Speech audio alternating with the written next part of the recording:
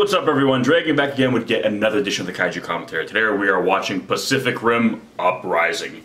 Now when you see the legendary logo start forming on your screen, that is your cue to start listening to us. So we're going to kick things off in 3, 2, 1. Hello! Welcome to the edition of the Kaiju Commentary. Today we are watching Pacific Rim Uprising. Ew. I mean, yeah! Great, yay! Some of us are not as big of fans of this one, apparently. Maybe I'll like it the second time around more, but... Again, I like this movie a lot. But like we said when we did Pacific Rim, I love Pacific Rim. I really, really like this movie. I like the first one more, but I kind of chalked it up as just Guillermo del Toro's style, just being kind of more what I'm into. So it's not because I think this movie's not as good. Depending on who you are, you might like this one more. I'm happy when Charlie Day comes on screen. Oh, me too. By the way, that's like the first time they said the alien's name. Now this one was the precursors. Precursors. And apparently all this was added in later because when they did like test screenings, there were some people who hadn't seen the first movie. Which is why it took so long to get the sequel to this movie. So they decided to add in like this little like prologue to kind of explain a little bit of rundown. I do love how they just show like how different he is from Idris Elba. I hate it. But that's kind of the point. They're basically showing. I know, I get it. I'm not my father. I am not my father. He's a party boy. John Boyega here. See, I kind of like how they're showing too, like not all the world has recovered yet, and there's just some parts that are just still so fucked up that it's just like, basically, yeah. But see, that's a big kaiju skeleton. I kind of get that though. Like, just better to live in a mansion on your own terms than like a crappy apartment. I kind of dig that. Did you like how it was actually called crappy apartment though? Yeah. Like, well, CRAPI. I didn't notice that the first time I watched it. It's a good brand. Sriracha. But yeah, no, I kind of like how they're showing you like in a post world. This is how kind of like the black market stuff works now. It's all just like scrap. This is trading Oreos for trophies. Yeah. Well, it's kind of like basically squatting in mansions. Well, it's almost like now money is like the middleman. Like, why use money when you can just go and get the stuff directly? You know, if you can get the mansion, you don't need the money. You just take the mansion.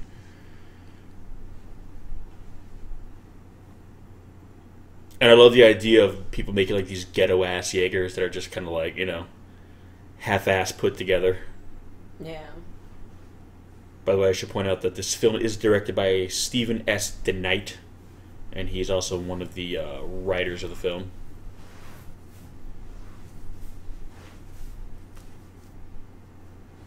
Asher. Never seen him in anything else but Spartacus.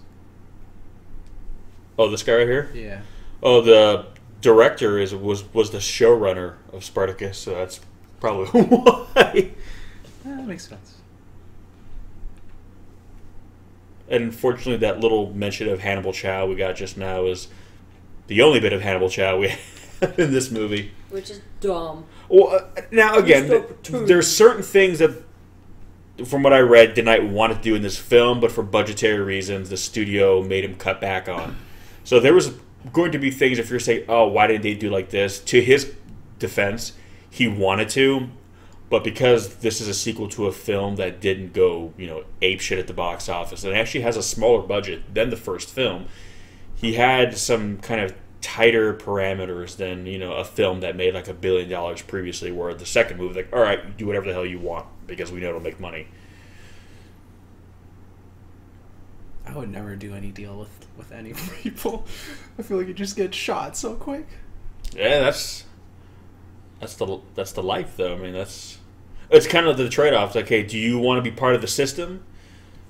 You know, or do you want to? Because think with like the shit we complain about in our day-to-day, like how much it pisses us off. It's like, okay, you live like this, you don't have to deal with that. The trade-off is you might get a gun in your face. Whereas, you know, the status quo, you just might die of boredom, basically. So it's kind of like, what's more important to you? Freedom but with higher risk, or lower risk, but just a life of kind of just mediocrity. And for some people, they'd rather live fast, die young.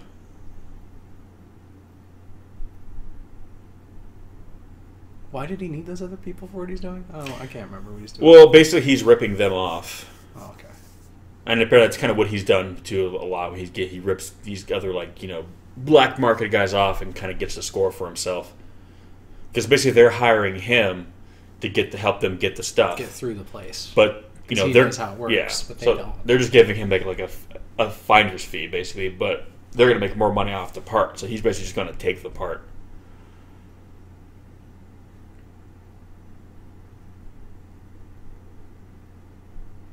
Yeah, he would have gotten shot in the face. I would have not gotten right up there. I would have been like, close that thing right away.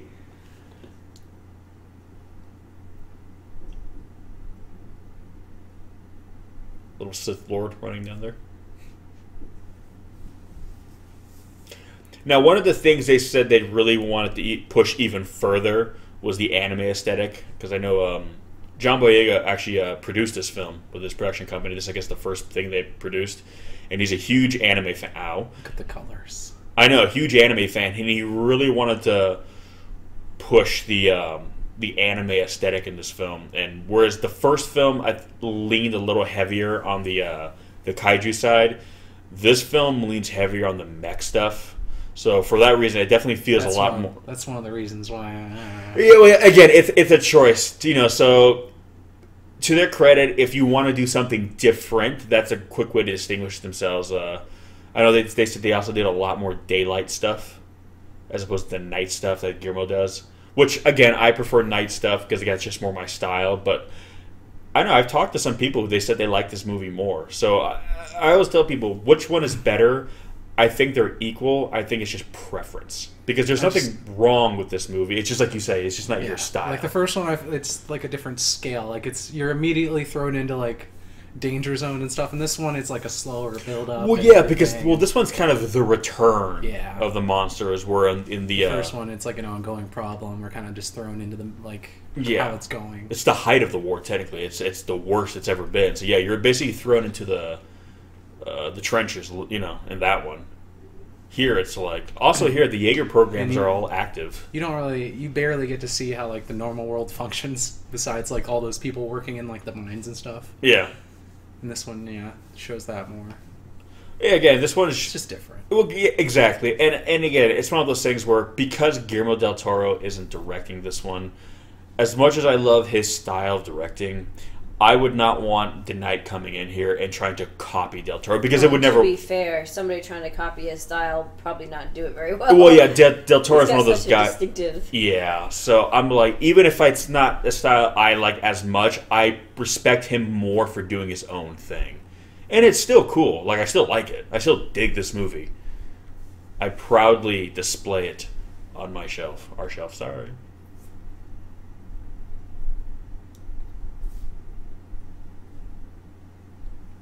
She's awesome in this.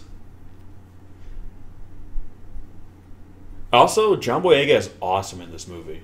I love his character. He's an awesome lead. Oh, is he John Boyega? Yeah. Oh. Who do you think I was talking about? I don't know these people's names. Yeah, John Boyega. I don't pay attention to movies. Well, I was going to say Finn from Star Wars. But you don't watch Star Wars? Yeah, that's not a thing for me. Yeah. We understand. Not really, but it's okay.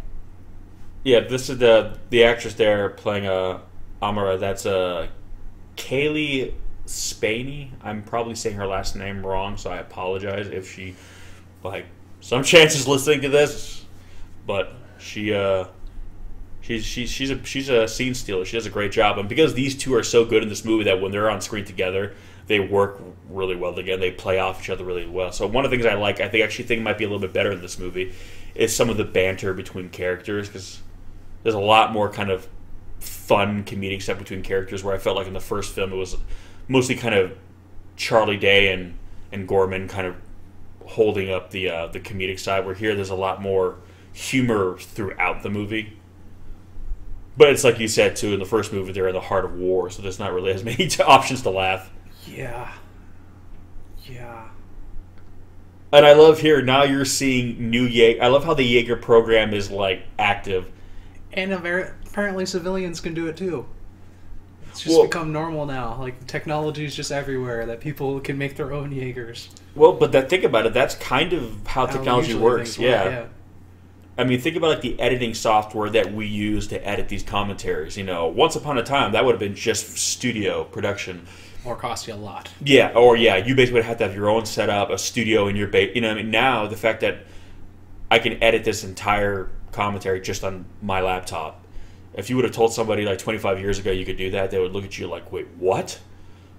Now, obviously, this is more extreme, but still, in theory, I mean, by this point, Jaeger technology has existed for probably about 30 years, or almost like 40 years by now, if you really think about when the start of the First War was.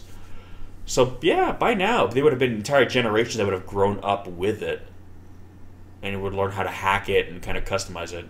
Yeah, but how old is that girl? Look at kids now, man. They have, like, these prodigy kids who can, like, freaking hack computers, and they're, like, what, 12 years old, and they're hacking into the Pentagon or something? Yeah, building robots that can turn into Sonic the Hedgehog. Yeah, but in a world where the technology exists... Right, okay, sure. Why not? Yeah, sure. I mean... I'm just saying. Maybe if we would have grown up with Jaegers, we might have our own Sonic the Hedgehog robot right now. I would sure learn... I'm sure I'll try. Instead of a car having that thing. Except it's illegal, so you gotta hide it.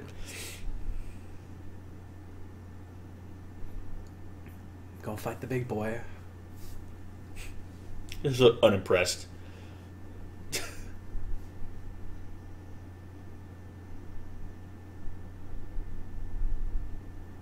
See, if like a 13-year-old built that robot, that thing would fall apart on impact, alright? I love that's what you find unrealistic about this movie. There's a lot. Not the giant monsters. The giant monsters are fine. Not the Jaeger program in and of itself. No, the fact that a 13-year-old did a shitty version of one, like, that's pushing it too far. I do like how you're seeing too, like now the Jaegers are more sleek. Like you can see now they've been pushed. They have more of a Gundam look to them now. Oh, you just got tasered by the police. Accurate. Oh, poor Scrapper. I don't know. See, stuff like this is very animated, and I dig it. All right, let's go. Oh, the skeleton in the background. Oh, no, I never noticed. Oh. That's the mansion, right? No. Look at that skeleton. There's going to be a drift flashback later on in this movie. Oh, yeah. Remember what that skeleton looks like. I just now noticed that for the first time. I'll point it out when we get to it. Like a what are the tri-horned little guys? Triceratops? Yeah. And they're not that little. But no, you're going to see you're going to see where that came from in this movie. I love all this right here.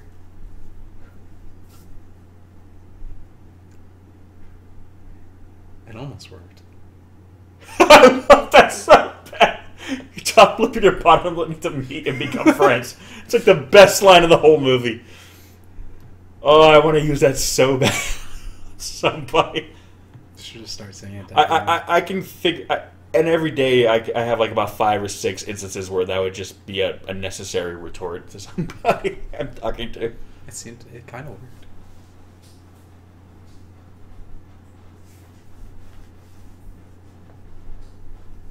I still love it hearing in popular Western culture someone saying the word kaiju. It still gets me every time. I'm like, yes! It's a fun word to say, too. It's a fun word, but now it's like normal. It's not. Yeah, I mean, it's normal. Well, yeah. It's part of like kind of the geek pop culture vernacular now. It's no longer just in the kaiju kind of fandom. Yeah. Okay. And here we have the return of my favorite character from the Pacific Rim franchise. Charlie Day? Nope. A hologram. No. Rinko Kikuchi playing Mako Mori.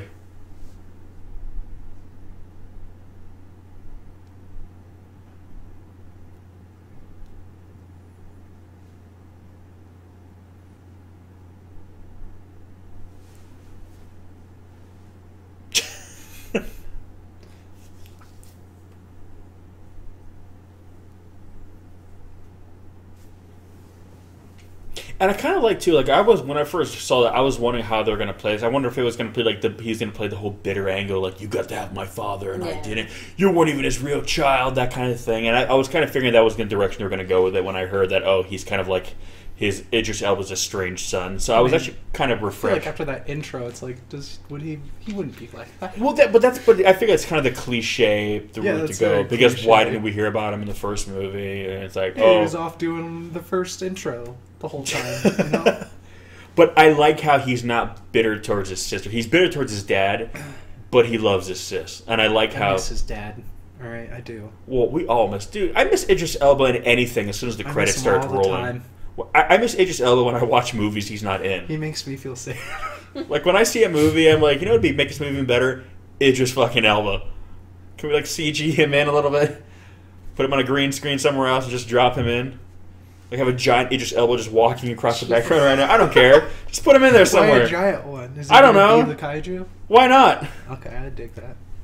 Put his face on, like, promotional posters all over the place, like, giving the thumbs up. Just some, like, stupid... Or, like, the finger guns thing, like... No, that's not enough. All right? That would ruin it, okay? Then just I just want him in the movie. Just Photoshop Idris Elba's face on the Jaeger right there. On every Jaeger? Yeah. He's, like, the face of Jaeger? Okay, now, some people right here... One of the complaints people were getting, like when she's going around and she's naming all the Jaegers, they said, okay, it felt like this movie was trying to sell. Oh, we got Scott Eastwood. But yeah, some people were saying that it felt like, oh, the movie was just trying to sell toys. The way it's naming off all the Jaegers, like, oh, just listing them off so you can go collect them all. And I was like, how many people do we know who watch sports? Because we don't like sports. Sorry, folks.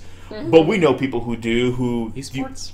Never mind. I'm sorry. Don't even open up that Pandora's box.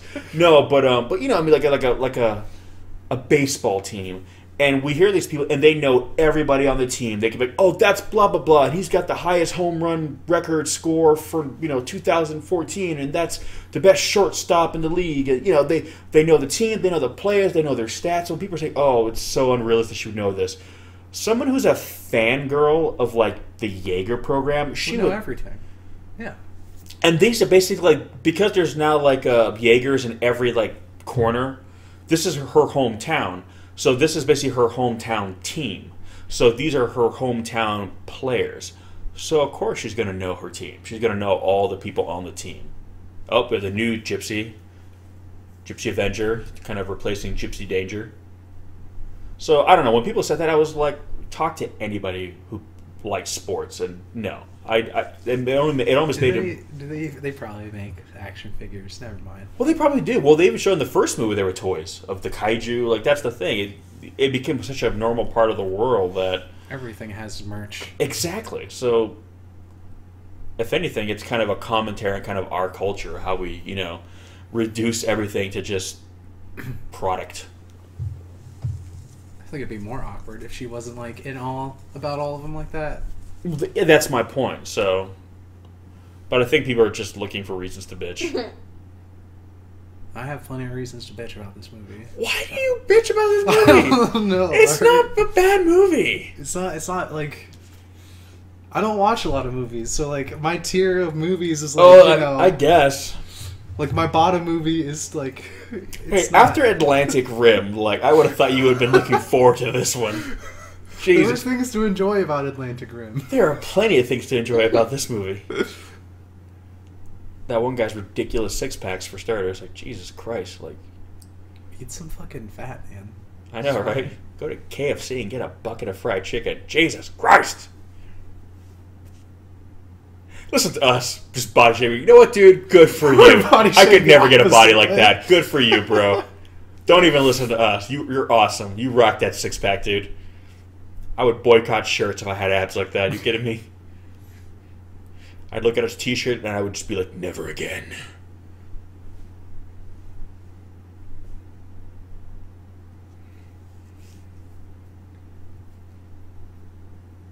Yeah, why the hell is she, like, in here? Shouldn't she be in, like...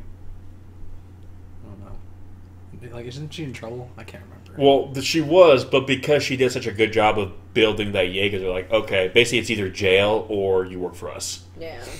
So basically, either you go to prison or you make a living We're gonna hire working this with very giant small robots. girl to build robots for us. Hey, All these people are kids. But I kind of like too. That kind of shows you how the world has changed, kind of post-war. That it's almost like now it's almost like you're indoctrinated even as a child into this lifestyle. Like a Jaeger pilot people is they're recruiting to like fight and stuff are I kids. think Yeah. it's funny too that he's like, "Oh, I'll teach you some Russian," and I'm like, obviously, we'll see how that turns out. But I'm like, I'll save it. I'll save it for when it happens. Wait, what? Nothing. Never mind. Oh, okay. You'll see. As opposed to what, Portuguese? Like No. Okay, well I'm just gonna spoil it. Remember, he Yeah, teaches her. Oh, I know, but I'm just Like, but I'm like, why would you do that? Just to be an asshole? Like, yeah, exactly. Have you ever met kids? Kids are terrible. they are. I mean, for any of you kids listening to this, we really appreciate your support, but you're terrible. You'll grow out of it. Don't worry. But right now, you are the worst thing ever. I'm kidding. I was a kid too once, and I was nuts. You weren't born 6'4". No, but I got over 6 feet pretty early on in life. Materialized into being. Yeah, that's. He's ageless, like Keanu Reeves. I think that, and then I look at pictures of me when I was really 20. I'm think like, she gave oh him a no, run never for mind. I've his aged. money. This was a simulation, right? It wasn't a flashback. Yeah, no. Okay. I see, but that's what I'm saying. I like how they're showing them now, basically, like these kids that are being. Okay, right here. I said this when we did the Kaiju Cataclysm for this. This is Top Gun right here. This is Iceman, Jesus. and this is Maverick. Everything's Top Gun to you. Everything is Top Gun. But but no, like Scott Eastwood is Iceman. He's Val Kilmer. By the books, calm, cool, collected. We go by the numbers. And John Boyega is Maverick. He's Tom Cruise. He's like, I'm gonna fly my fucking jet upside down. Why? Because fuck it. That's why. He does things because it's cool, and that's his reason. So I love that. This is kind of like Top Gun with giant robots.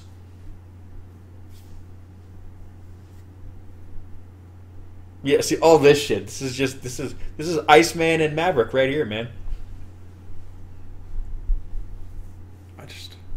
Do they have whipped cream and ice cream? And yeah, I guess they do.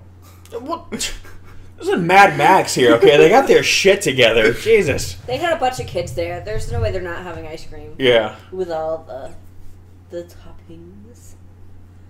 It kind of reminds me too a little bit, kind of like almost like My Hero Academia, where it's like you have these people. We live in a world where like there's superheroes in that manga and that anime. Degenerate. He's eating from the scoop. Yeah, that's the other thing. It's pretty gross.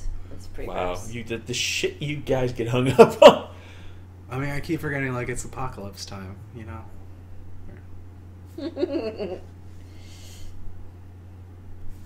But yeah, no, I like how basically like, all right, the world kind of seems like, oh, it's kind of gone back to normal, but the fact that now you have children who are essentially being not even like, oh, you just joined up. No, you're basically being kind of groomed for this. You're basically being groomed to be a warrior. It's almost old world in that mentality. It's a very kind of old world approach in a very futuristic world where Jaeger pilots are almost bred. It's one step away from just breeding Jaeger pilots, basically. It's not like they're doing it so young. And what the hell was I doing with this?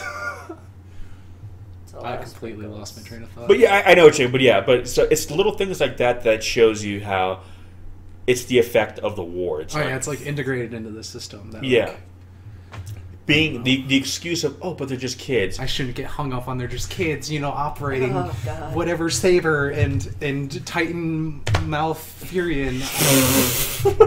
All right. Titan Fucking Malfurion. salt. That's That's like not an my awesome pilot, name. okay? I want to name our first child that. We need to change our last name to Malfurion and then name our That's a child World of Titan. Warcraft name. So my son, Titan Malfurion. Like, oh, That's I pretty mean, you badass. should that is pretty I can get on board badass. with that. That's a great fucking name. I'm not even being sarcastic.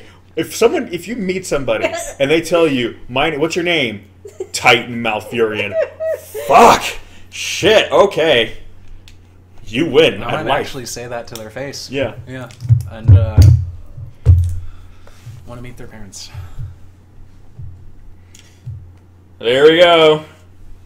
And that's Charlie Day. and Jing Tian, who is an enormous actress in China.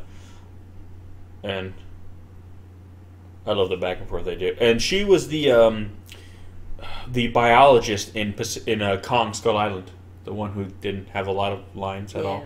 Yeah. I don't remember her. Yeah, she got unfortunately kind of pushed to the back a lot, but did she survive? Yeah, she did. Okay. Her and the dude, the Hollow Earth theory kid. Yeah.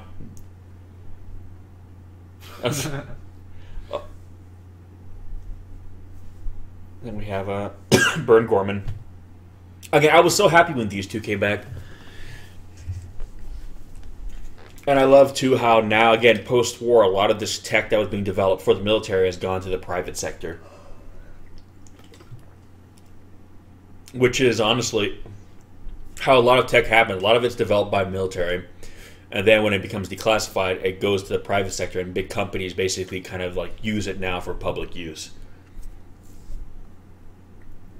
So, like him, okay, war's over, but he's, knows all this, all about stuff about kaiju, their anatomy, so he got put, in the private sector. Yeah. All that stuff.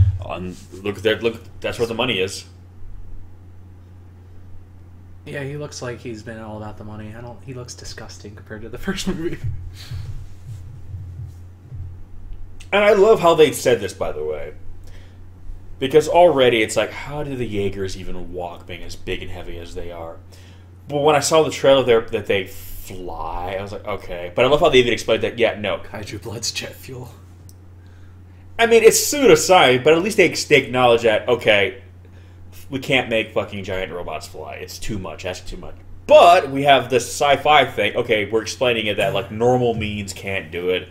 But with this super-duper sci-fi plot device, we can. But we're still acknowledging that without it... Like, every kaiju have, like, just exploded on death. Yeah, none of these things can exist because, again, the mass-to-body ratio, their insides would literally liquefy without the buoyancy of water.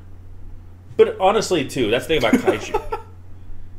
But even with kaiju... sigh you made before you had to say that. Yeah, because it just means that my childhood dreams will never come true. But... Yeah, I know. And there, all my hopes and dreams just died in my head over and over again right there. Okay, real quick, I got to point out, I love this little bit right here. I like how there's a little PTSD here. It was a funny scene in the movie when we saw it the first time, the first movie.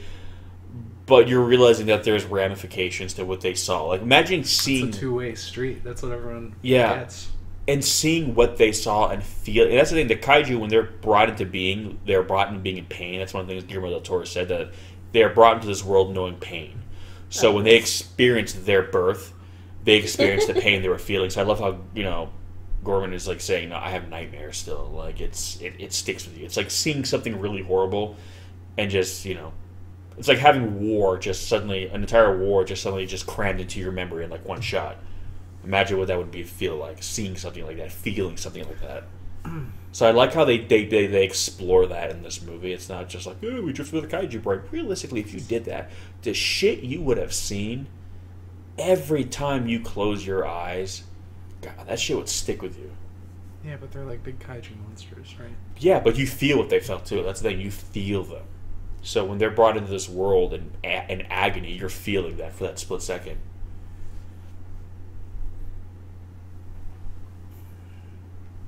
So here's the new...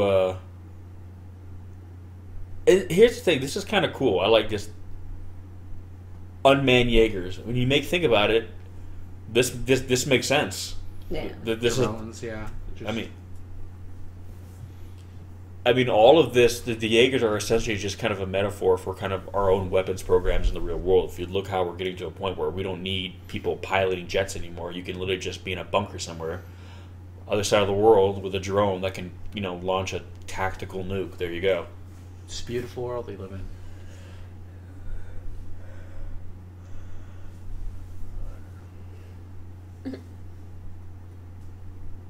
Even though I get why they think like, oh, it's going to replace this and that, but I'm kind of like, but do you really want to go out there? Yeah, like I get it. Before you had to, so there was this whole notion of like, wait, but honorable. aren't they still the pilot people that want from the home? rush and the glory? So they still need a pilot. Well, yeah, but they're kind of looking at it more like our honor as warrior, and I'm like, Jesus Christ, like, hey, you're gonna get to go home and see your family and have a family. If it hasn't been ransacked, because this world looks awful. But see, I like how she's even saying too, like, yeah, in theory it's a great idea, but before we cut the human element out altogether, it's like we need, you know what I mean? Because again, if something goes wrong, we don't have that in the moment. Like, you good there, buddy? What?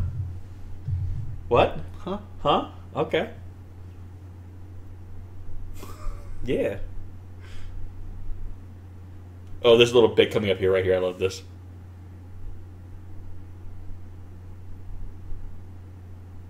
I love this.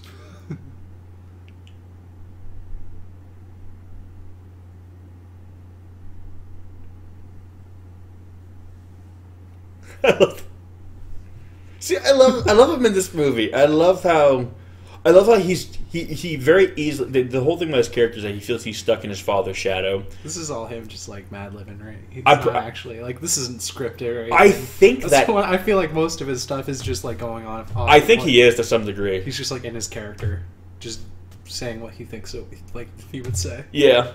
But I just like how though, like him as a character and an actor is not stuck in Idris Elba's shadow. He shines like he's if I can't have Idris Elba, I love John Boyega in this movie.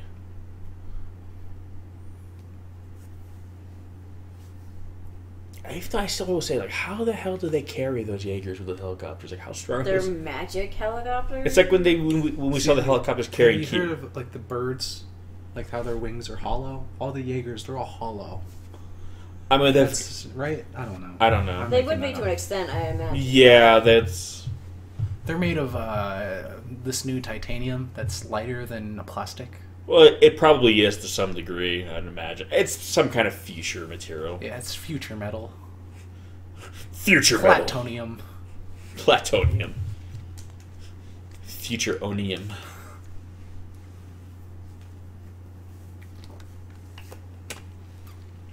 Yeah, that still bothered me from the first movie.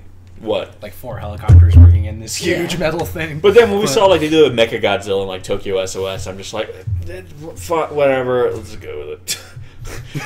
At this point, I'm just like, giant robots, giant monsters. All right, okay, fine. I'm not gonna nitpick. I'm gonna just as long as the robots get in there. Yeah, that's what matters. Oh, why couldn't you just least favorite part of the movie is coming up. Into a plane.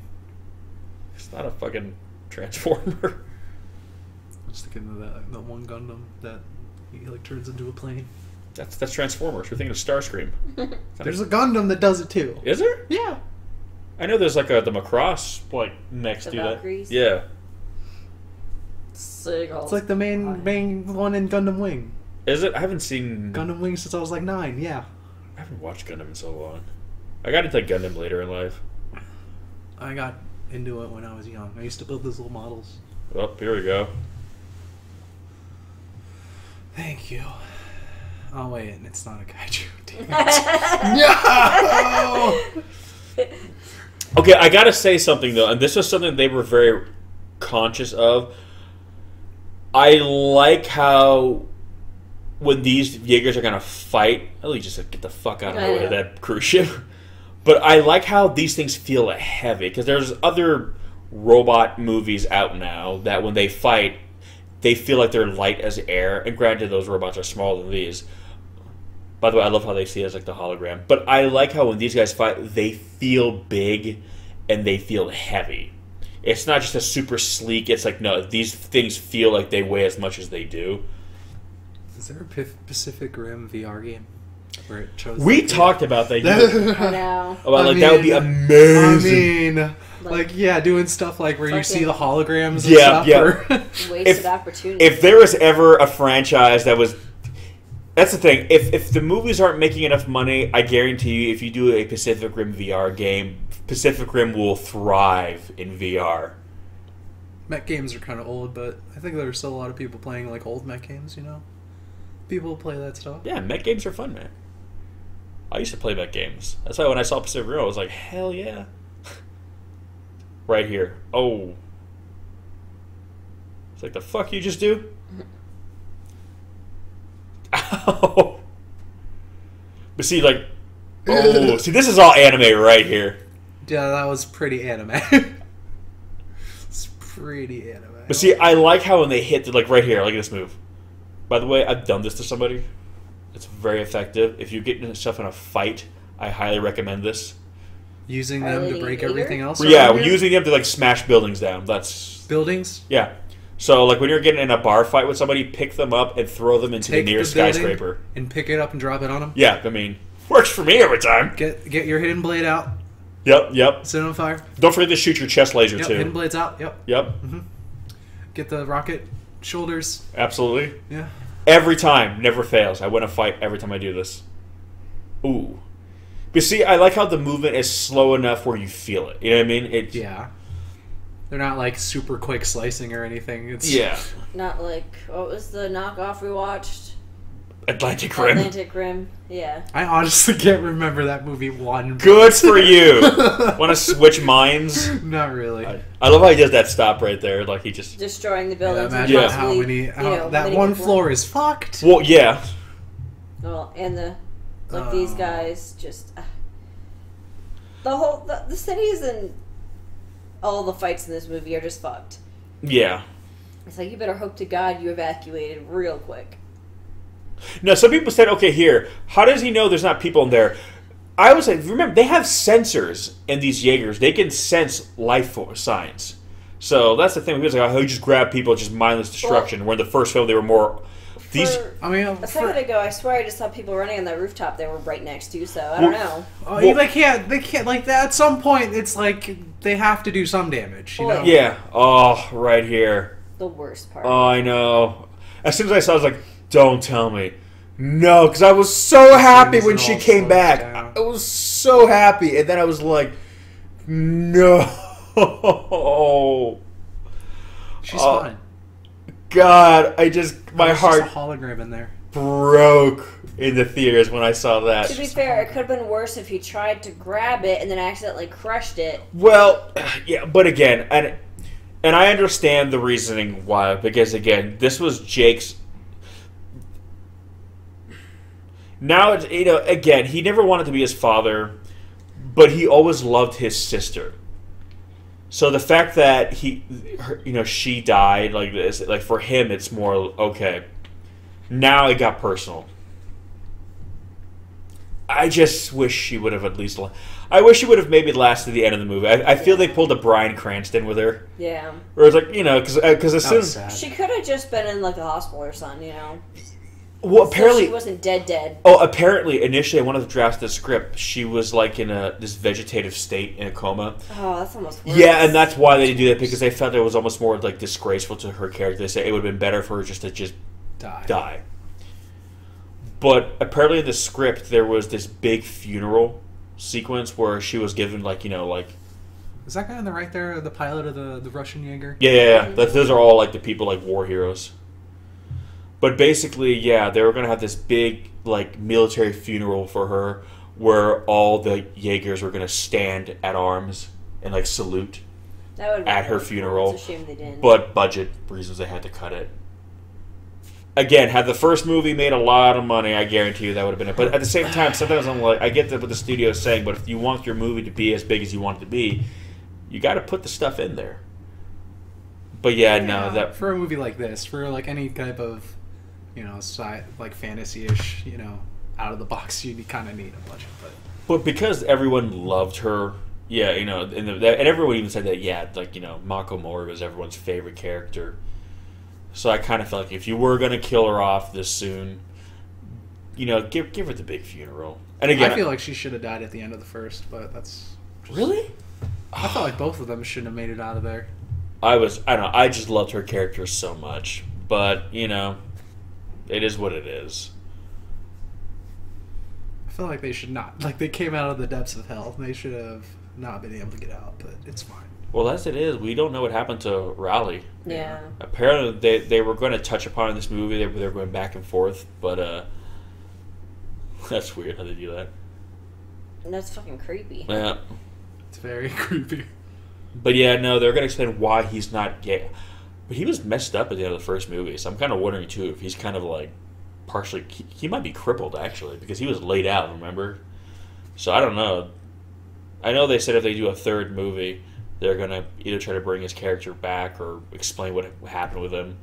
But like, you know, it's this movie didn't do as well either, so it's kind of one of those things where I feel that unfortunately the Pacific Rim franchise, while we love them, I feel they always have to kind of limp their way to sequels. But that's sad. It is. I know they said they want to do one more movie to kind of wrap it up. I might crap on this movie, but I still like this movie. Yeah, that's my point. It's still a good movie. It's not bad. It's not bad. It's a fantastic movie. Like if we weren't, again, if I wasn't a huge Guillermo del Toro fan, like I would. Again, though, the Knight did a great job with this movie. And he's got a great idea for the third movie, too. He said if you ever get a chance to make it. Okay, so remember what I said about that kaiju? I'd never noticed that skeleton in the background. But when I saw it just, you know, when we started doing this, I was looking at it. I was like, why does that look familiar? And then I remember this. I'm pretty sure I've been on this bridge, by the way. I think this is... somewhere you haven't been? This is, I think, in San Diego, actually. I'm not sure. It might be LA. Yep. So, yeah. So basically, yeah, this happened in her backyard. Yeah, that's that. The beach. Yep. So that happened just a few feet, you know, or not feet, but like miles down the way. Yeah.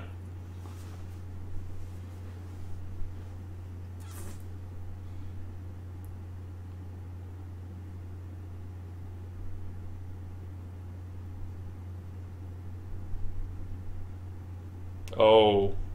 Can you imagine if like you had to do this before you could play VR? Oh. Like you had to get through your worst like memories to be able to play a VR game. That's every time you put on a helmet, it's just like that's playing it on hard mode. Like what's difficulty mode? Like you can't see anymore because you get too many tears in your eyes. You laugh, but that would make millions if someone made a VR game that real where you felt that much. Oh my god, that would.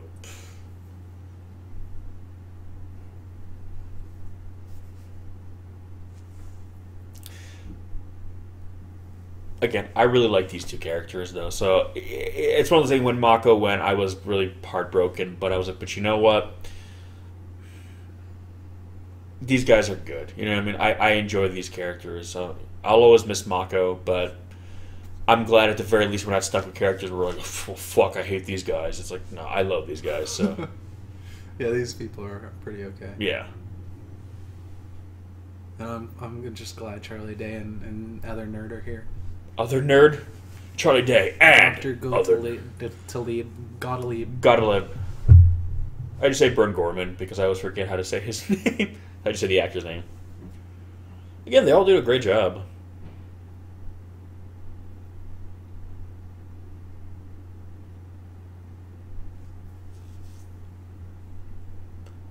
Okay, right here, apparently if you look at some of those little thumbnail thingies, they're supposed to kind of vaguely look like a lot of like Toho kaiju. Well, It's like I think one literally said Rodan, didn't it?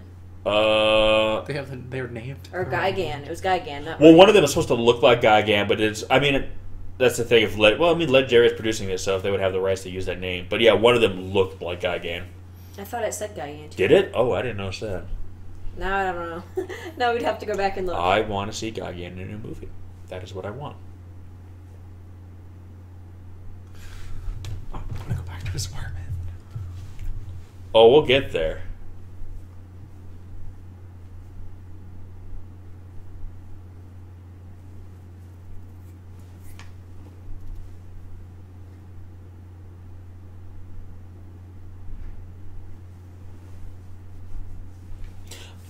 Again, they also do some interesting... I'm not going to spoil it, but they also do some interesting things with these characters. Like characters that you think are going to go one way, and they go a different way. And you're going to... You know, it's... This movie does a lot of clever things. This movie actually surprised me more than the first movie. Yeah. Like, this movie does a lot of really cool bait and switches. Really room for too many surprises in the first. Well, yeah, the first one was more or less like... It was more straightforward. This one, again, it does different things, which I like. I like that it's distinguishing itself from the first film. But again, it's not a Guillermo del Toro film, so it needs to be something. It needs to stand on its own, and it does that. So, but again, like I said, some people we've seen it with, they liked it better. Just stylistically, they prefer this style over del Toro style.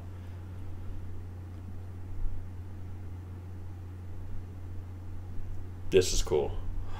See, this is all so anime right here. Look at this. Yeah. My God. The mech assembly line. They're in the middle of it. Yeah. I feel like that would never be It's the like case. a weird, like, one malfunction, moving, and one of them gets stapled with a big mech arm. You know.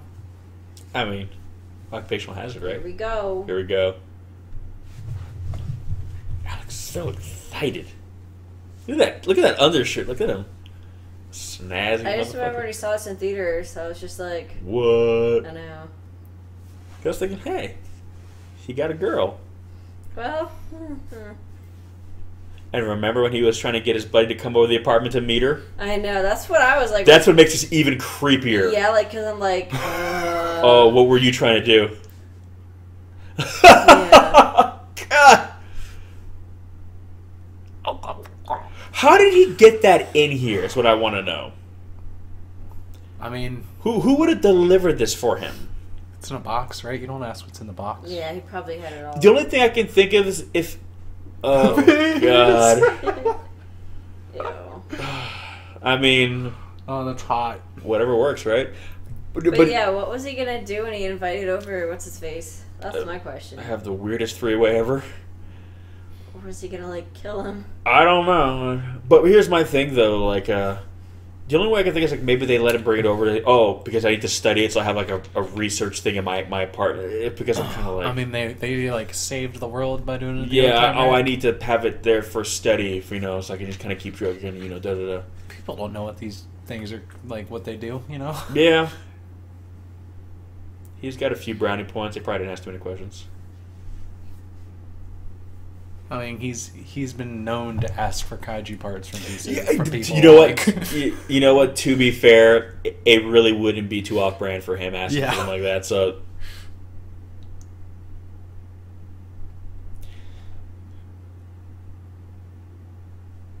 Did I say that right? Like, what do they expect?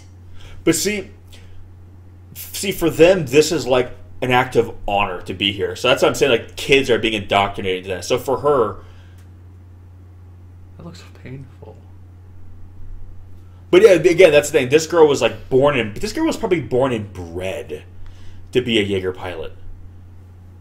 Dude, she's like so intense in this movie. She's great in this. I know. She's like, I know you give these kids shit, but all these actors do a great job. well, What do you I mean? think Victoria's the best out of all of them. Well, yeah, but I think they do a great job. But yeah, no, it's. But where the other one is basically like, it's. Honestly, it's like Rocky and Apollo. You have someone who was literally, or no, Rocky and like Ivan Drago, where one guy is like bred to be this ultimate killing machine in the ring. Why? Because depression. Well, because he was just born and bred to be a fighter, and Rocky was just a scrappy guy from Philly who just got his ass kicked a lot on the streets and learned how to throw a punch. I still think it's funny though that their insult was, found her in half a Jaeger that she built She herself. built it herself, yeah. Like, that could that's turn into not Sonic really the an Hedgehog, insult. man. That's pretty cool. But I Look think at they're this trying. girl. But I think they're trying to apply like a Jaeger as yeah. this amazing machine. Like we get to pilot like these big beautiful ones, and you get like a little scrappy one. They're not the fact that it was a scrappy and she built. They're looking at it as like a negative connotation. Well, I know, whereas but someone I still think it's kind of like. Well, yeah, but see, they're highbrow. They're high class.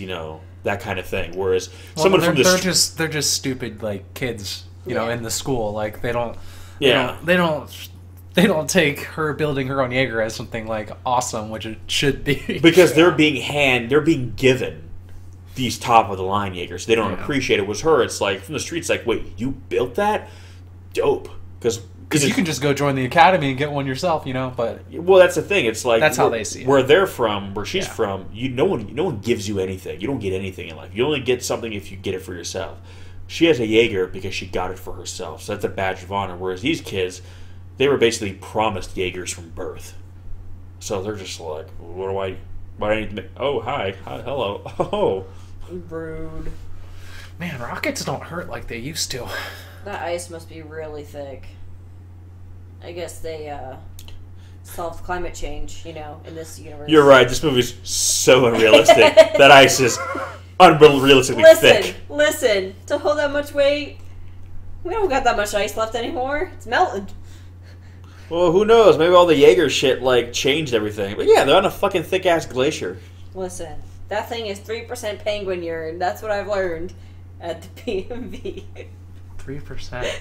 Yeah. That's a big number. Yeah. That's a lot of penguin urine. Yeah.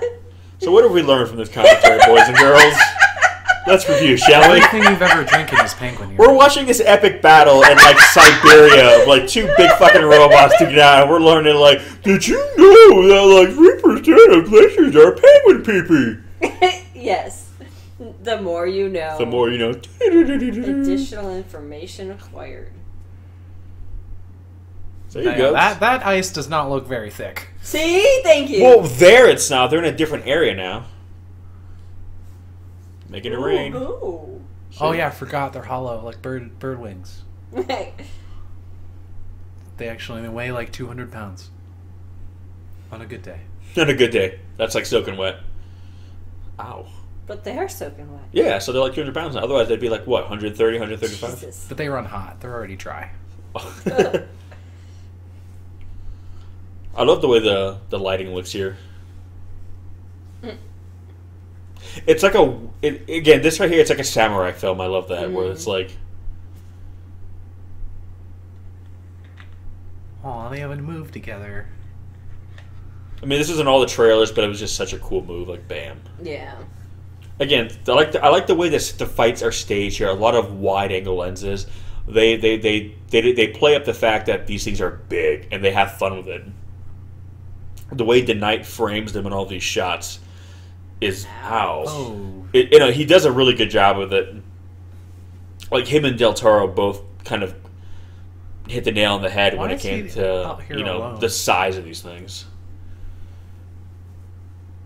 I feel like they don't send Jaegers alone in like the military. Well, they didn't realize too there was going to be this guy. Yeah.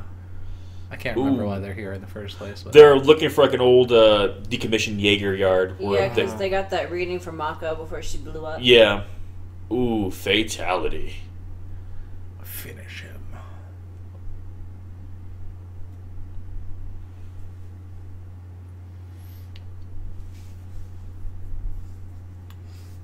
It's rough.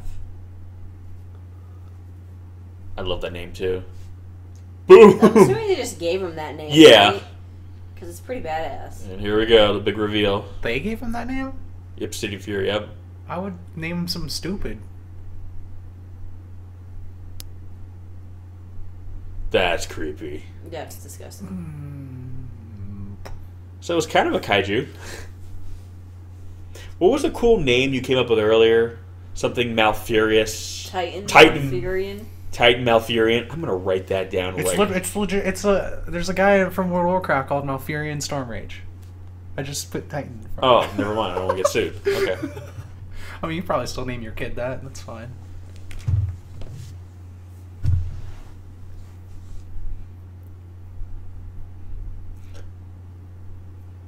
So right away we're here like, oh, okay, so the breach hasn't even been reopened yet. So I love the idea, like, okay, this shit is happening here. Humans suck. That's a good shot. Yeah. Thinking about that. But to me, again, that's something from Del Toro's initial script back when this was going to be called Pacific Rim Maelstrom. Like he even said too, like he wanted to see a kaiju Jaeger hybrid. Like the aliens would have been kind of the next logical step. Okay, well, how to fight the Jaegers? Well, kind of use their own tech against them, so to speak, by like combining it with like starting a civil war, kind of. A little bit, yeah. Because as of right now, put them on edge. Like you don't know who to trust. You know, if random Jaegers are coming out, and that means like private sectors attacking people. You know. Well, yeah, that's the thing because this is no longer military tech. Even access to kaiju remaining is no longer just the military. It was black market in the first movie. Yeah. So, bro, gloves. Yeah. Gloves. Gross. Hazmat suits, dude. Come on, guys. Rookies. Bunch of fucking rookies. As it is, I'm like, how did they get in there past, the security? They're pilots. Okay. They don't need to answer. Listen. You're applying logic to the situation, and I'd like you to stop. Okay.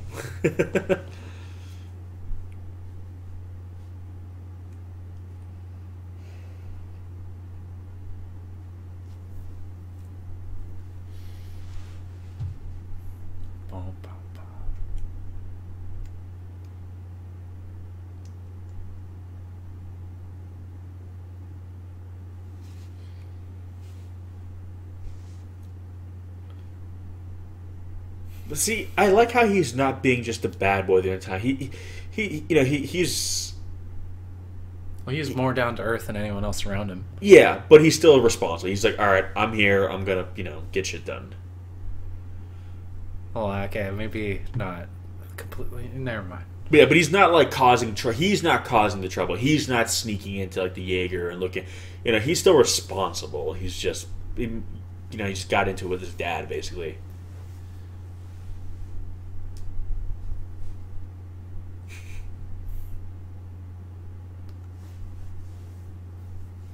So disappointed in you.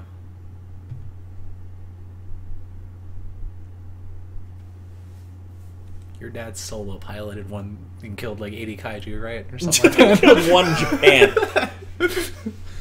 It's like that story people keep telling and the number just keeps getting bigger. So remember that time when Stalker Penacast piloted that Jaeger by himself and killed like 837 kaiju? Remember that?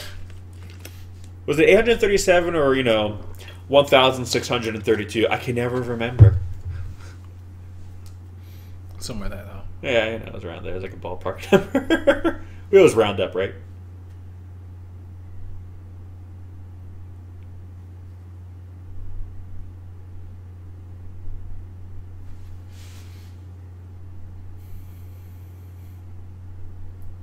Back on the streets, in the slums.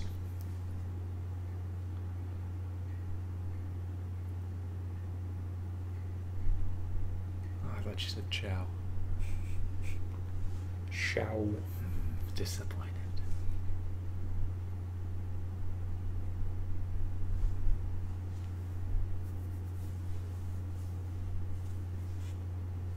Well, who else? I mean, think about it. It's like this thing was made here, so it's like. Yeah.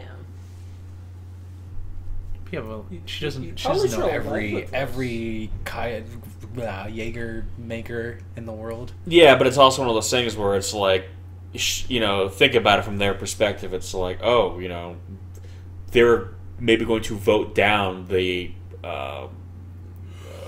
drone program. What better way to show that it could work if you kill or basically kill off the people who are going to vote against it, and then so it's like, okay, motive.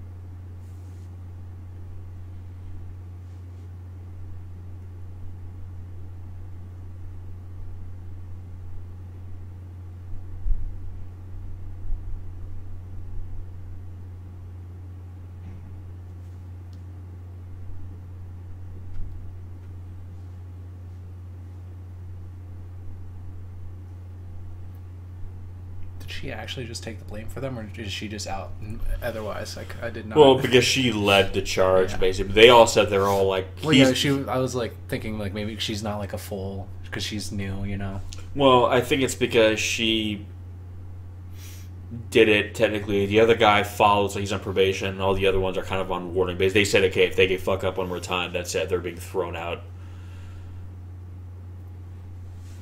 This part's cool. I love this.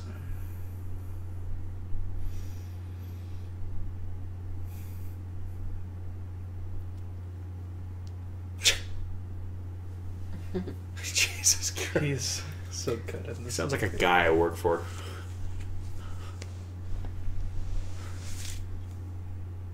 This part's so cool. I know, and again, it's something different that we didn't see in the first one. Mm-hmm.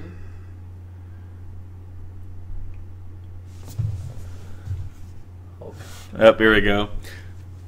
some Evangelion It shit. really is. These things make me think of those angels you saw in the second movie. Oh God. Yep. Oh, it's like when they go berserk. The Avas. Yeah. All that machinery is gone. Is done for. But see, it's kind of like I like how the progression to kaiju, because we're gonna get kaiju if eventually in this movie. But the first time you see them there, they just look just like Jaegers. Yeah. They just have the brain. The next step is like, okay, now we're like halfway to kaiju. They're like robotic kaiju kind of, and then we're gonna get full on kaiju. So it's like a weird like progression. Like kaiju with armor. I was gonna say Yeah. Like armor. So it's like a progression backwards. We're going from a Jaeger hybrid, straight kaiju. So it's kind of weird how they did it. It's like it's like a slow like return to the war. They've set up for this. Yeah. Poor guy. And they know how Jaegers work. Yep. Very familiar with it. Let's see. These things are basically more like assassins at this point. They're like a tactical like strike team. Yeah. First they were like brute force and they did have like EMPs and stuff. Now they're just assassins. Yeah. Because now it's like precision. They've learned. We know where you are. We know how you work. We know how to hit you. We don't have to just have a brawl. We're just gonna get in there and boom, boom, boom. Before you even suit up, we're just gonna take care of you. Oh no! You know what's coming up now.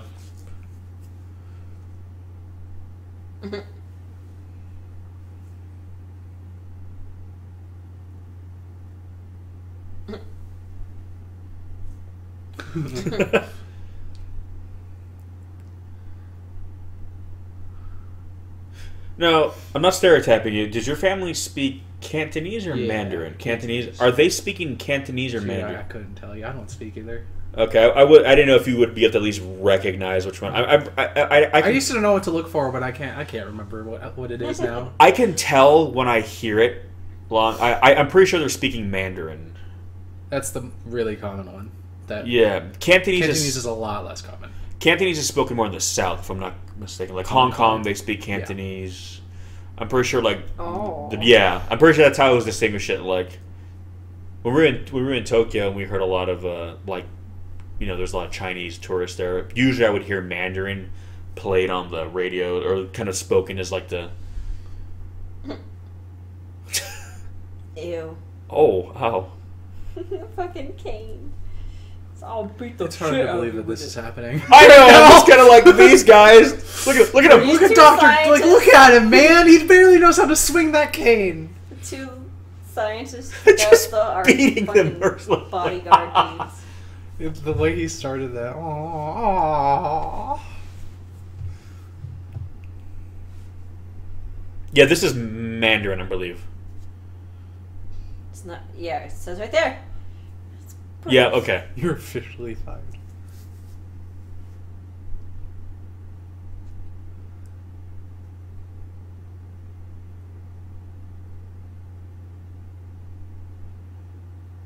Oh, God. This part.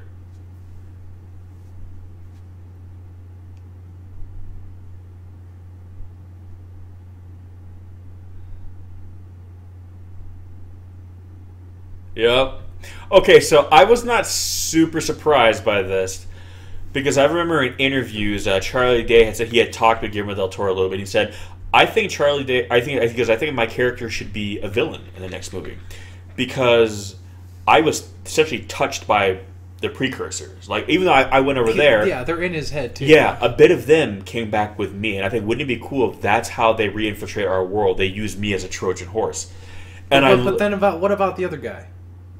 How come he's not like Fey touched or whatever? Because he didn't he do it once by himself? Yeah, I think that's why. Because he had someone sharing the neural load the second time, so he was able to shrug it off and like it's not like because neither one of them neither one of them took the full force of it. I mean that's how I'm justifying. But Charlie Day did it by himself the first time. Yeah.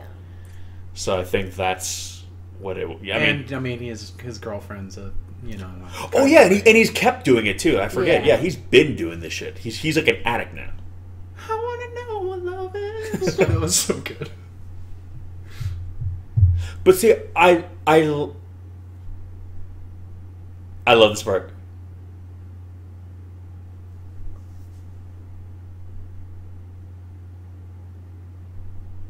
See, I like how they're not like control. He's not being like, oh, it's one of the aliens in his head. Yeah. I like how.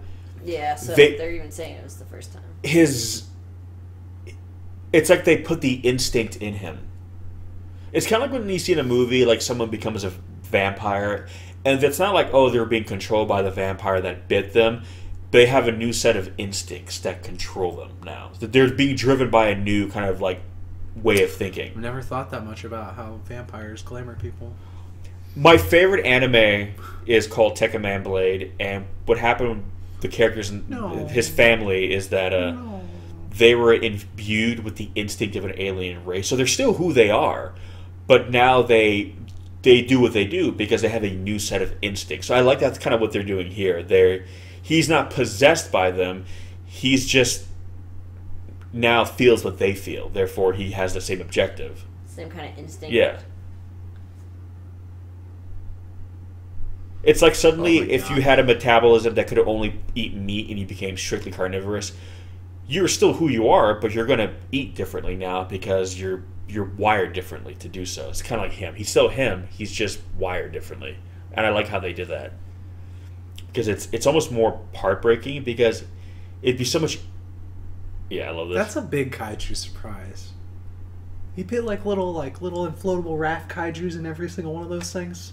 That's a lot of work. Well, he's been doing How do you even make that happen? He's been doing it for 10 years. Yeah, that's a lot to do for one guy. But he had a whole team. They trusted him. To do the inflatable kaiju part? No, I don't think so. Well, no. He worked it in. Yeah. They're not going to question him. It's a lot of work for one guy. Okay. It's been a decade, man. Yeah, it's still. Well. Still, that's a big feat. I'm proud of him. That's what I'm saying. I'm proud of him.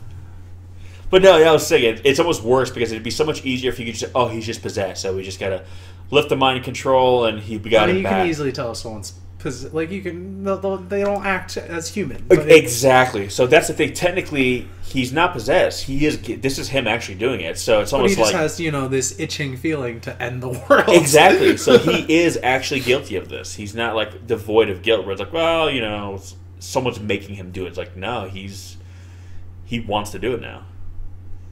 There we get our first look at our first real-time kaiju.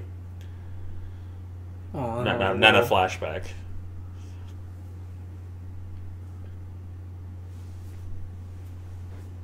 Ooh, nice shot. Face off. I love how they run. Look at that. Yeah, they got like the way they move is... Oh, They're he's really dead.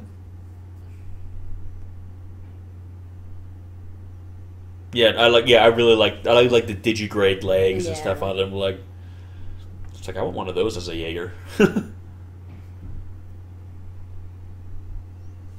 Ooh.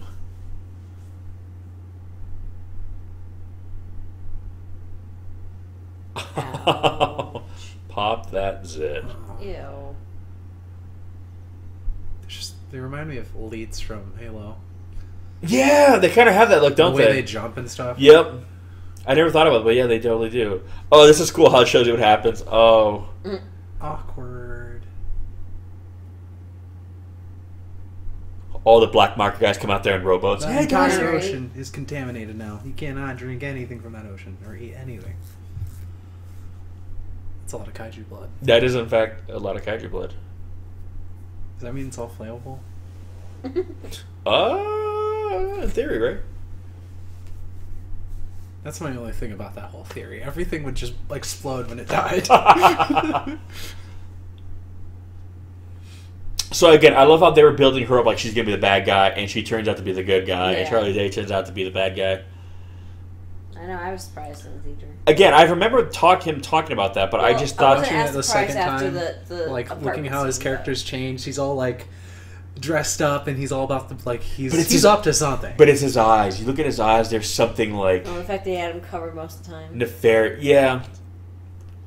Well, I love movies that do that, too, where... when you know the surprise, you can go back and now you can kind of pick out the... It's so obvious to see the build-up of it, or the change in the character.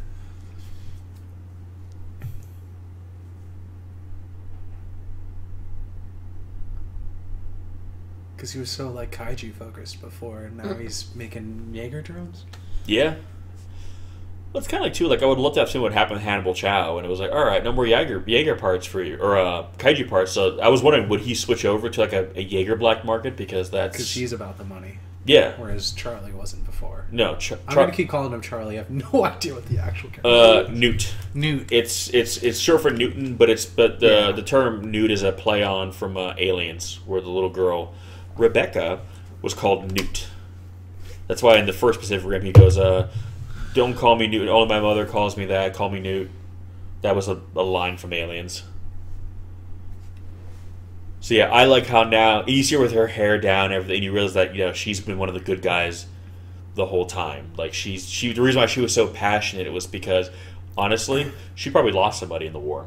She probably lost people to kaiju, so she made it her life's work to make sure that nobody else would ever have to go through it. You got to be cutthroat, and like you saw how the world is now. Oh yeah. But I like here how they're going to explain why the kaiju are coming. Something again they expand upon from the first movie, which I really like.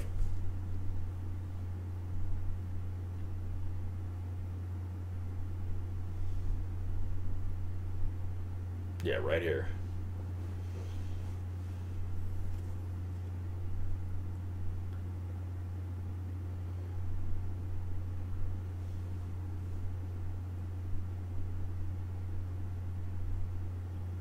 And that's kind of a good point because most coastlines have major cities. So if your point of entry is an ocean, you're going to hit a city. You're going to hit a city. So if your goal is to get somewhere inland, yeah, by default, you're going to go stomping through a city.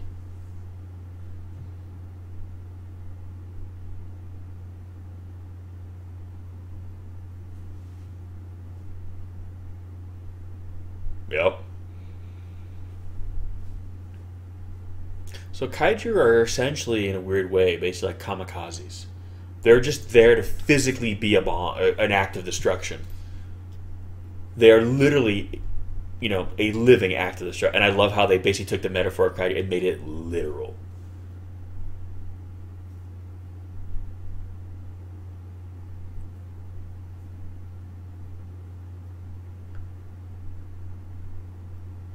No, I thought this was really brilliant how they explained this.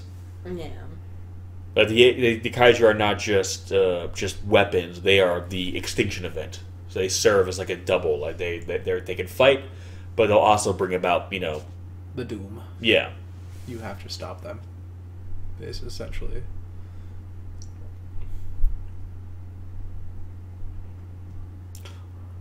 I love this montage. It's like an '80s movie. You gotta have the montage. It's like all this is very anime right here. The quick cuts, the zooms, like the color of like every shot is pretty amazing. Yeah, you know what? If they can't do another live action movie, I want my goddamn Pacific Rim anime. I want it. I want it. I want it.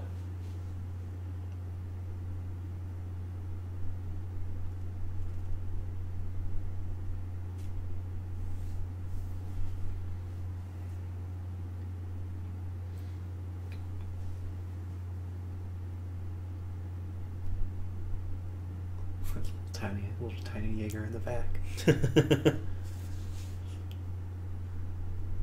I love all the Jaeger names. They're like the coolest names. Yeah.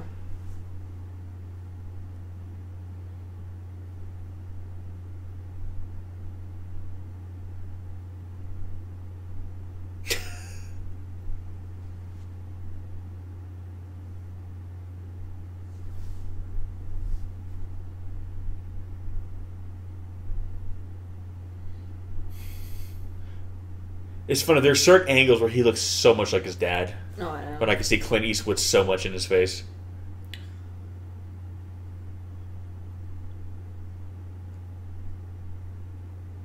John Boyega looks good in that Jaeger suit, man. I'm telling you. Do it. I'm like, God damn it! My dad makes one speech, and now every time.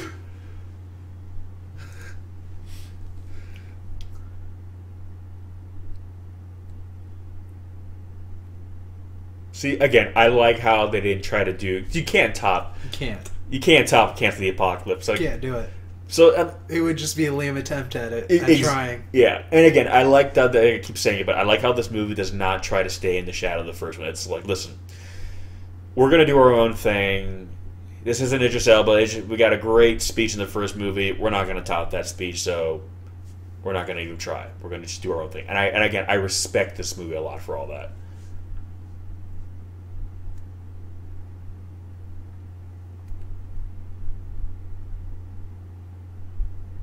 I mean, this is a good speech right here. I'm feeling the speech.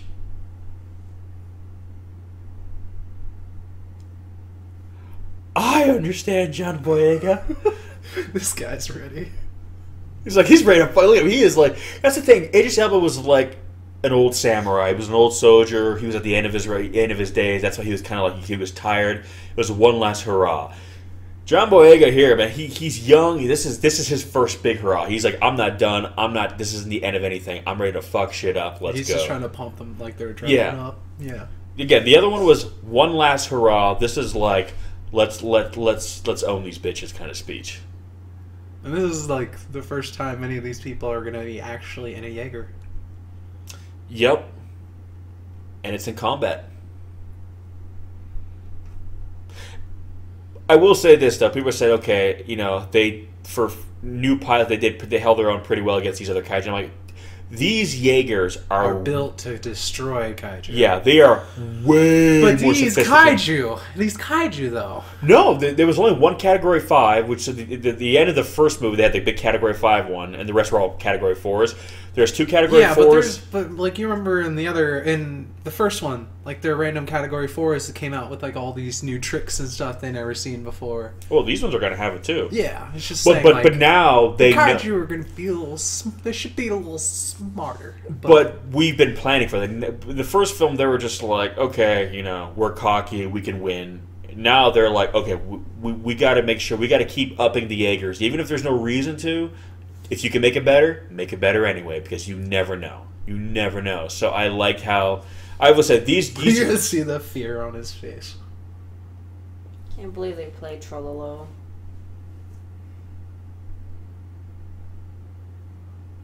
I forgot about that. I know, right?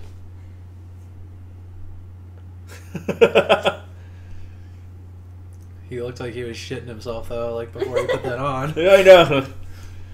Hey, whatever they need, whatever these kids need to like. I mean, yeah, they did strap like a bomb to their back and lit it up to get over here. And I love it. That face, though, holy shit! I love that we're in Japan. That was one of the big things people said. Why didn't the fight at the end of the first one take place in Japan? They should have made it take place in Japan. And I'm like, so I love that here, Tokyo. Like, that's a beautiful face. Oh, gotta have the Japanese schoolgirls. No, I was very happy to see the climactic battle happen in my favorite city in the world, Tokyo. I mean, this is the birthplace of kaiju cinema, so... But see, I love who now they have the underground bunkers. Like, they are way more prepared, because now they're no longer just relying just on Jaegers to save them. Everyone's been, like, selling tickets to their underground bunker. Yep. Catching in on the fear of the public, yeah. Oh my god, that face! I can't get over it! It's beautiful! I love this, like a squad of kaiju, though. This is badass. And in the first film, we never really got to see a full... That was awesome. A full squad of Jaegers like fight. We had a few, and they got taken out right away. They just died instantly. It was so sad. Here... They did the same thing where they built them up and everything. And they got just smoked. But I like how... That's how a real fight would be. Well, but here, these are... We've got a fully functioning Jaeger program. Top of the game. These are top of the line. It's like, okay. Yeah, too bad it's just these fucking stupid kids. Jesus Christ! I'm sorry! This is awesome. I'm sorry. I love this. I love Saber Athena. She's my favorite. And I like how, they went lightweight. They didn't go bigger with some of the Jaegers now. And having more advanced Jaegers. They all have like their own body type, so to speak, and specialization. Well, that's the thing. It's not just bigger is better now. Sometimes like, okay, let's go. According to Victoria, it is. Well, yeah, but for her, then it's like speed. So try to outmaneuver them. If you don't get hit, you don't take any damage. But also too, they work as a unit too. That was cool. In this movie. How it absorbs the impact energy and turns it back into an attack. Boom! Oh, I love that. Even though I'm like, you could have caught him probably. No. I mean, I guess depending on how much force was in that. That's a lot of force. Yeah. Listen, he's hollow. It's Get fine. the fuck out of my way. Especially Saberthina. Oh wait, that wasn't Saberthina. No. That was Gypsy. It's a car. I thought you said it's a car. It's and then a car. You said It's one of them like cars. Car. It's a vroom, sweetie. Yeah. God, these kids suck. Because they're, destroying. They're destroying everything. To be fair, I'm like, why can't you just grab him with the beam? Was there a reason? Or is it just it might not be organic matter, or okay, I don't know. I was gonna say There's you would think he'd just be able to grab him. But also, people say, okay, they're just grabbing, building, destroying. Think about it. At this point, I think they've accepted collateral damage. Well, no, they said the area was entirely evacuated before they started doing this. But think about it. If that thing gets to the volcano, the world is going to end. So at this point, well, yeah. There's no beam. And they're kids and new Jaegers. They're not going to be able to avoid breaking everything. Well, yeah, they're rookies. They need all the help they can get. And at this point, it's like, we just have to. We have to do this because... I love that she gets to go in the fucking gun. Turret, yeah. The turret, yeah.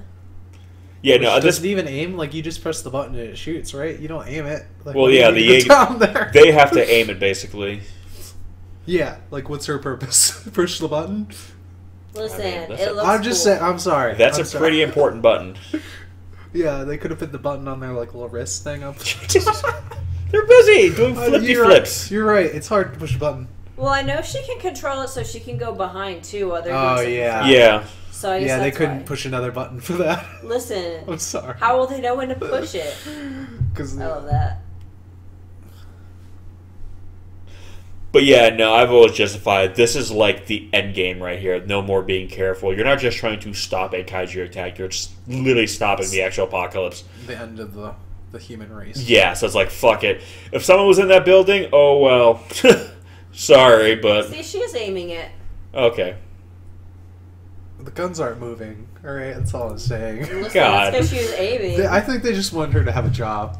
Okay? That's a pretty sweet job. Yeah, I'll take that job. Push those buttons. You kidding me? I'll push the shit out of those buttons. God damn. I like how he's doing all this on his fucking iPad. I know. Yeah, like he made his own app for this. He would, though. End of the world app. Apoco app. like apocalypse. App. Yeah. He's got this little app where he like catches like his little kaiju or and you builds could them just before say they come in. Apocalypse. Oh, God, that's better. Yeah. That's so much better. God damn it. You're welcome. This is why I'm the brain. Yeah. Sometimes. This is why you're the kaiju brain and I'm the big metal body. Is that how you got? I guess that's our relationship. Somehow. That's our relationship. I'm just a big muscle-bound hunk of metal, and she like. Oh, you're hollow. Remember? Oh, my bad. Seriously, I love it. Yeah, it's like a fucking mobile game right here. I was gonna say it's like he's playing a game. I mean, for him, he's reduced this to just a game.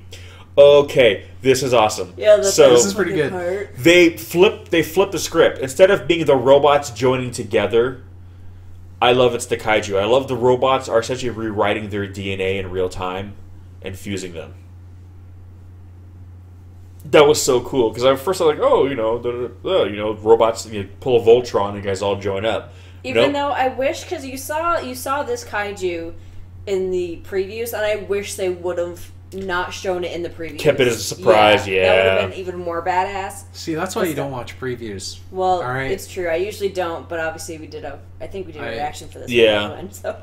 I am a whore for kaiju movies, so I will always watch everything that comes out. So. Oh my god, that face got more beautiful. Ooh, locked in play. Look at that. Oh, that is good. I want X plus. Where you at? Come on, make this figure for me. So cool. He's like a mother looking at his. I was gonna say, he's like a proud parent. it worked. I know. He's never done a test run, I don't think, right? Yeah, I don't think you could test. I don't think you could test that in a.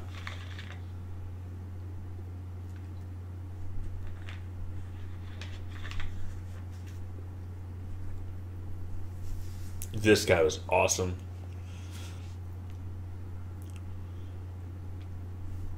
Look at that. Damn. Thunderfist.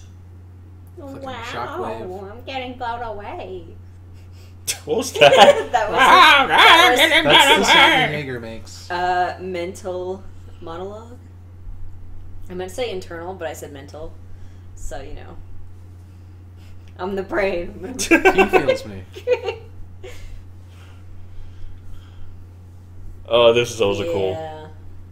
We used this scene in the Kaiju Cataclysm, the new opening we did for it. Look at that. Bang, bang, bang, bang. That sucks. I mean, it sucks for them. It's pretty cool for us. Yeah, it's pretty cool for us to watch. Damn. Because he started laughing while the Kaiju was still on screen in his mouth, it almost looked like the Kaiju was laughing just there. Mark my words, though, if they ever manage to hopefully get a Pacific Rim 3, they're going to design it where the Jaegers can form together. And you're going to have a giant Jaeger I feel bad versus a that kid giant. was like, I'm not going to be a boob doctor like my dad. And he's dead. Poor kid. But see, I do like how they have collateral damage. I do like how they're showing you, like, this is war. Like, you know, it's all fun and game. We're going to be pilots and we're trained. But the reality is, when you get in the field, you can die. You lose the people around you. Yeah, it's reality. It's a war. You know, you're fighting. And for a lot of these people, they probably thought the Kaiju would ever come back. So the Jaegers are just basically there as a cautionary measure. So basically, you just it's kind of like a game. Like they're just like trying to get up the ranks and stuff. But yeah, there's no like actual threat right now. Yeah, well, it's almost like being rock stars. Hey, I'm a Kaiju pilot. Yeah. Whoa, it's like being a fighter pilot when there's no war. Oh, I'm a fighter pilot. Oh, that's so hot. Yeah, but you just do drills and maneuvers. Oh, suddenly there's a war. Guess what? There's another fighter pilot out there who's gonna shoot at you and try to fucking kill you. That's kind of what this feels like now. It's like, okay, now you guys are soldiers now. You're not just... Didn't some of those other Kaijus in the first movie have like 3 or 4 brains, or like mini brains and bigger brains? I think they just had a second one. A secondary brain that kind of control like moving because they're so mini large. Brain, right? Or something.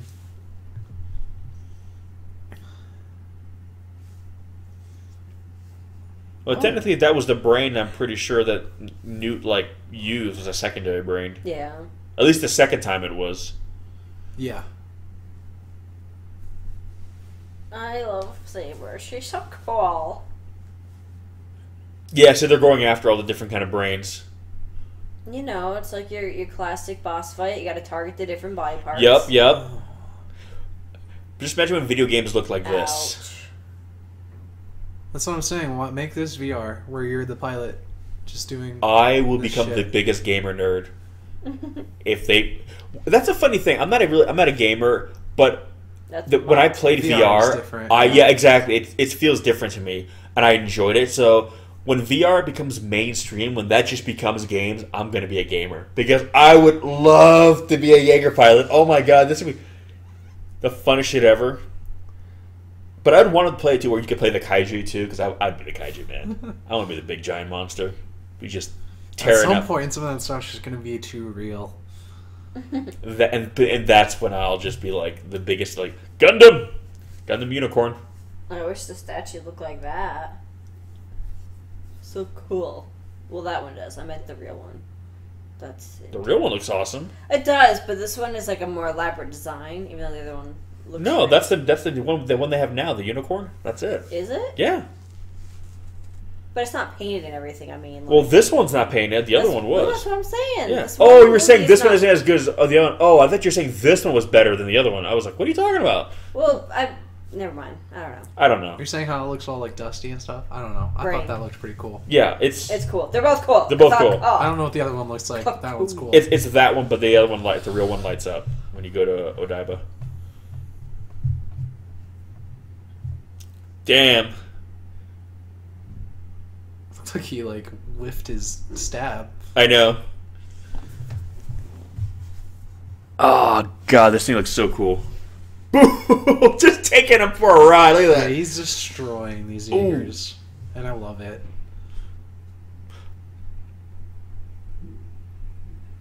He's like Eldritch blasting him. Alright. Ooh. Got a little jam and jelly right there. Ew. Ew. I love how it backhands them. It's such a, like... demeaning. Yeah. God, it looks so cool. Oh.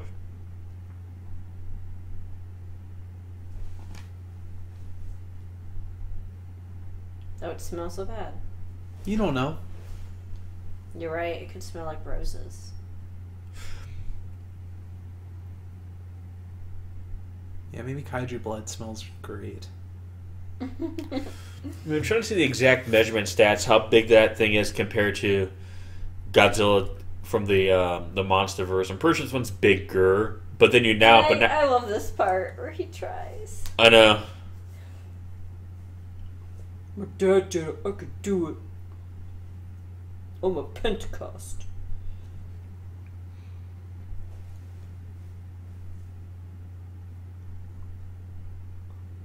God, just imagine the strain of that.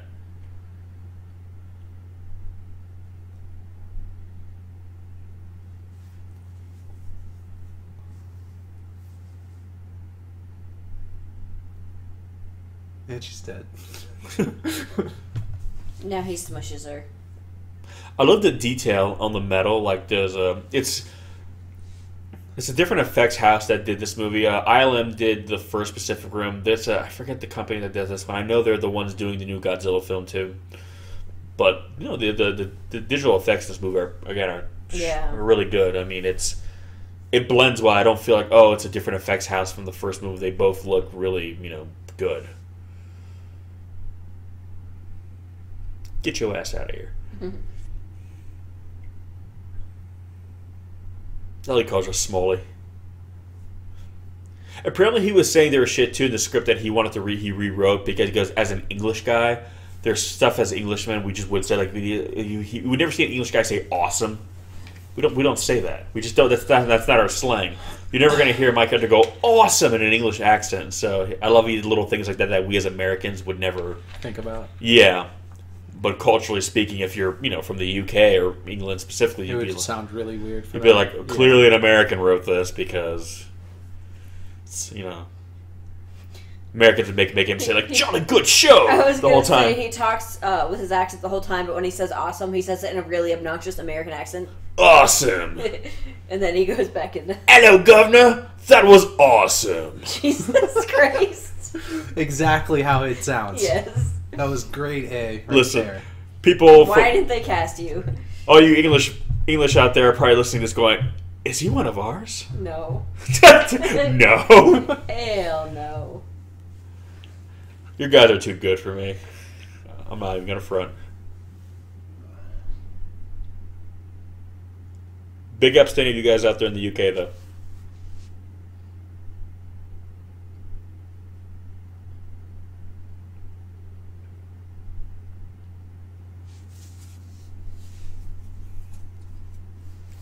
I love that she got her hands dirty and all that. And that's my point. She was all so awesome. prim and prissy.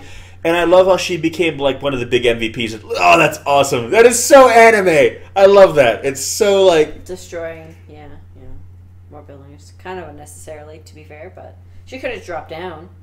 It's fine. I feel like that cockpit's not actually that big for that little tiny scrap. Well, no, she's not in it. Oh, she's remote, yeah. Yeah. Oh, okay. She, adjusted it. Well, and again, I like how she's still proving that her technology was sound. It was a good idea. It's just that Charlie Day's character, fucked it up. Everything. But it wasn't because it was a bad idea. Did he make it cooler? Well, he made it a lot fucking cooler. But I'm saying, it's bad for us, but aesthetically, yeah, it's way cool.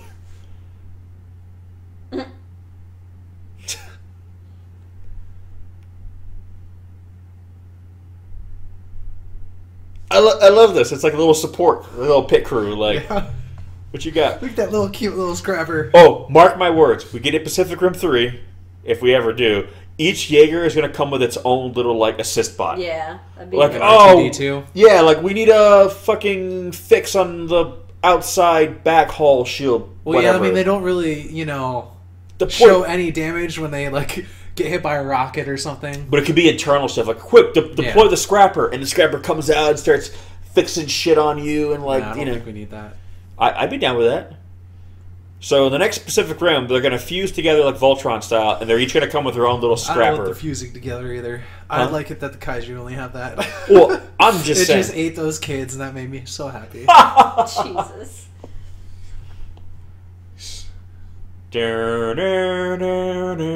Rocket punch. We're all thinking it. That's a beautiful shot.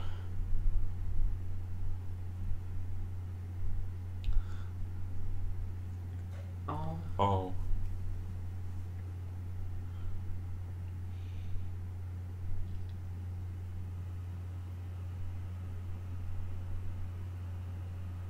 I still love it has the GLaDOS voice. I know.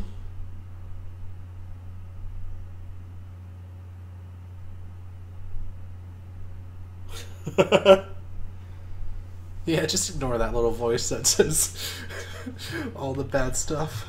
Oh, God.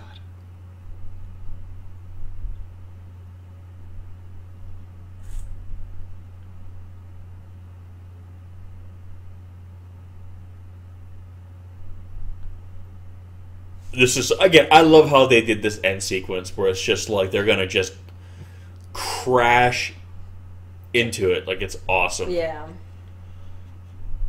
Again, I love this movie. I really do. Again, everyone's got, when it comes to a franchise, everyone has their favorite movie in it. But it's not because this movie's bad at all. This movie is awesome. It's just a different movie. It is. But it's so what? Yeah, the first one's my favorite. Okay, but I still love this movie. Again, I would love to see another one just to see these two characters come back, because these guys are awesome together. And they play off each other so well. See? Every Jaeger needs its own little scrapper. Without a scrapper, they'd be fucked right here. Scrapper saves the day. Every Jaeger No, if the scrapper wasn't there, the escape pod would have worked. No. Yeah. You need... Every Jaeger needs to come standard equipped with a scrapper. I'm just saying. Make it happen. And a little kaiju brain that's going to blow up like an inflatable raft. Yeah, that too. Why not? Just throw it all in. I had to roar before it jumped in. You goddamn right it did. He's like asking the hive mind, like, is this the right one? Is this the right place? Boom! That fucking impact, though. Like, I know. Damn. The fact you see like the shockwave too, like radiate out. So is the third movie also going to have a Gypsy Danger that sacrifices itself?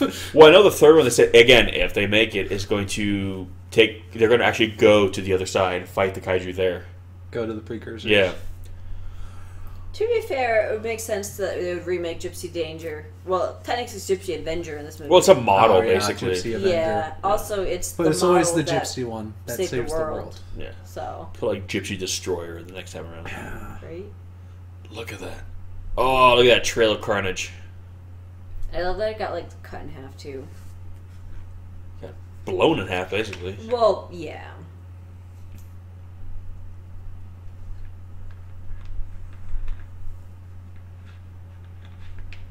Damn it, I lost! Fuck! Fucking hate this game, it's stupid.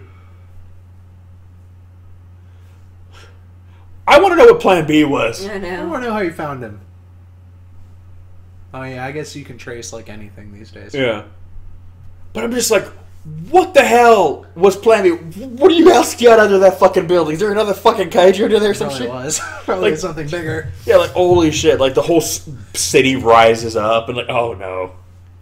Yeah, that one's scheduled to go off in 15 years, alright?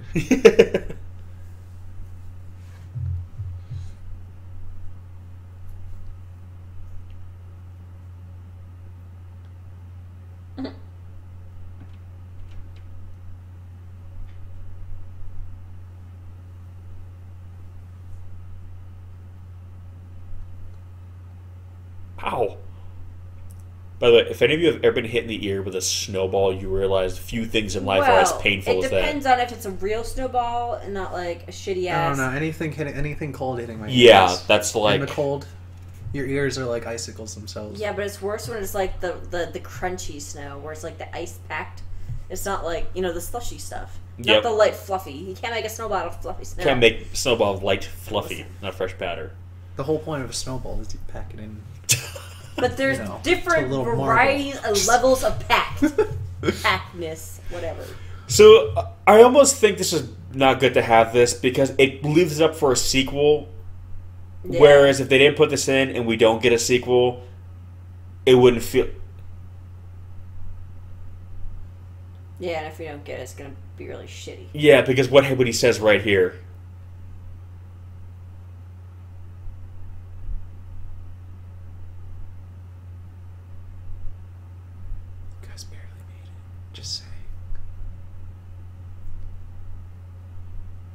Oh, I want this third movie. I feel like it's fine leaving that in there. Just do one more movie. Just. Or just make it the game. I'm like Legendary. Take the loss. Take the loss. Financial loss. Just make one more, please. But anyway, guys, that is going to do it for this one. Thank you so much for watching and listening, and we will catch you on the next one. Peace. Bye bye. Peace.